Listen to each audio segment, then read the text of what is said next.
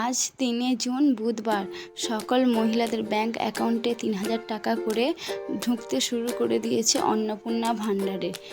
মহিলাদের মুখে হাসি, জীবনে সপ্তাহে টাকা ঢোকা শুরু হয়ে গেছে। অনেক মহিলারা টাকা পেয়ে গেছেন ব্যাংক অ্যাকাউন্টে। অন্নপূর্ণা ভাণ্ডারের টাকা পেয়ে প্রত্যেকটি মহিলাদের মুখে ফুটেছে হাসি। খুশিতে মহিলাদের এই টাকা শুধু নিজেদের দরকারে নয়, সংসারে যাবতীয় জিনিসের দরকারে কাজে লাগে। ৩,০০০ টাকা বাচ্চাদের স্কুলের ফিস আরও অন্যান্য কাজে ব্যবহার করার জন্য রাজ্য সরকার প্রত্যেকটি মহিলাকে ৩,০০০ টাকা করে অন্নপূর্ণা ভাণ্ডারের আওতায় নিয়ে এসে টাকা দিচ্ছেন এবং প্রত্যেকটি মহিলাই এই অ্যাকাউন্টে উপভোক্তা, যারা দেশের নাগরিক তারাই পাবে। এই আওতায় ছিল অনেক উপভোক্তা এবং অনেক উপভোক্তা বাংলাদেশি কারণে তাদের নাম বাদ দেওয়া হয়েছে এবং অনেক উপভোক্তা ট্রাইব্যুনালেও সিএতে আছে। সকলেই টাকা পাবেন, ধাপে ধাপে সব জেলায় দেওয়া হবে।